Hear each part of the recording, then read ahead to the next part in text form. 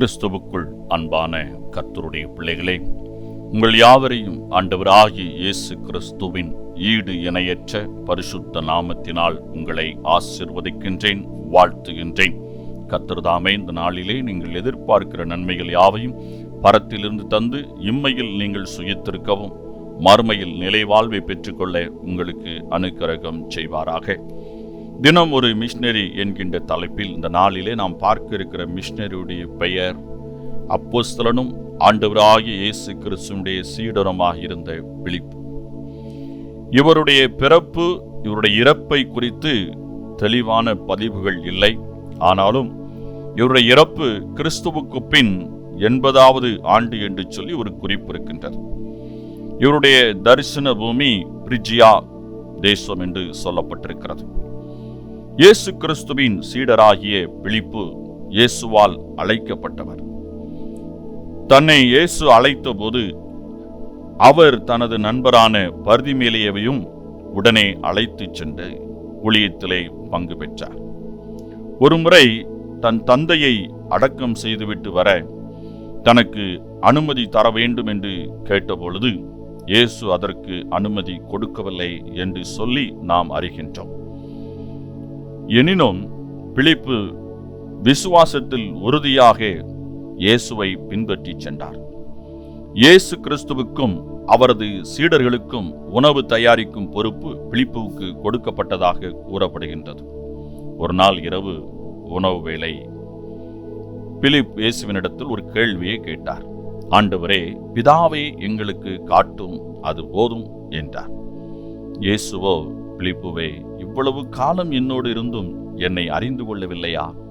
என்னை கண்டவன் பிதாவை கண்டான் என்றார். பிலிப்பு அவ்வுண்மைகளை அறிந்து கொண்டார்.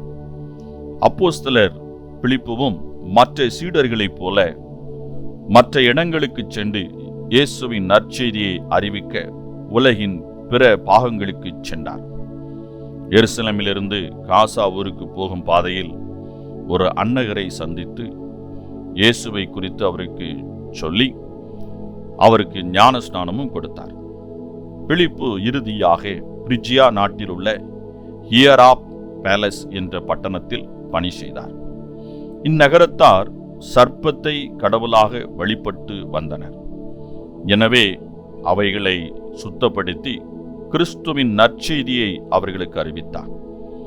எதிர்ப்புகள் அதிகமானதால் ஆலய பூஜாரிகள் இவர் மேல் பொறாமை கொண்டு ஒரு சிலுவை மரத்தில் இவரை கட்டி பின் அவரை கல்லால் எறிந்து கொண்டார்கள். இரத்த சாட்சியான அவர் இன்று நமக்கு ஒரு வழிகாட்டியாக விளங்குகிறார்.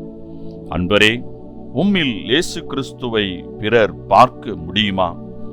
ஆம், இந்த கேள்வியை நாம் ஒவ்வொருவரும் நம்மை பார்த்து கேட்க வேண்டும்.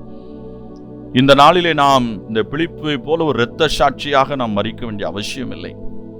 ஆனால் கிறிஸ்துவுக்கு ஒரு உயிருள்ள சாட்சியாக நம்மோடு பழகுகிறவர்கள், நம்மோடு பேசுகிறவர்கள், நம்மோடு பணி செய்கிறவர்கள், நம்மோடு கல்வி கற்கிறவர்கள் யாவரும் நம் மூலமாக நம்மில் இயேசுவை காண வேண்டும். அப்படிப்பட்ட ஒரு கிறிஸ்தவ ஜீவியத்தை நாம் ஜீவிக்க அழைக்கப்பட்டிருக்கிறோம். அருமையான கர்த்தருடைய பிள்ளைகளே, அழிந்து போகின்ற ஆத்துமாக்களை குறித்த பாரம் நமக்கு உண்டாயிருக்கிறதா? சிந்தித்து பாருங்கள். இவர்களெல்லாம் இரத்த சாட்சியாய் மரித்துதான் இன்று இயேசுவை நாம் அறிந்திருக்கிறோம். ஆனால் அறிந்த நாம் பெற்ற நன்மையை மற்றவர்கள் பெற்றுக்கொள்வதற்கு எந்த அளவுக்கு நம்மை அர்ப்பணித்திருக்கிறோம்? நம்முடைய செல்வங்களை, நம்முடைய தாளந்துகளை நாம் ஆண்டவருக்காக கொடுத்திருக்கிறோம். சிந்தித்து பாருங்கள். நற்செய்தியை அறிவிங்கள்.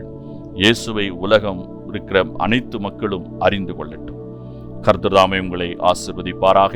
இந்த நாளின் தியானத்துக்குரிய வேத பகுதி உபாகமம் 33, 34 அதிகாரம், ஏசாயா 6 அதிகாரம், கொலோசையர் 3, 4 அதிகாரம். இந்த வேத பகுதிகளை வாசித்து கர்த்தருடைய ஆசீர்வாதத்தை பெற்றுக் கொள்ளுங்கள். கர்த்தர் தாமே உங்களை ஆசீர்வதிப்பாராக. ஆமென்.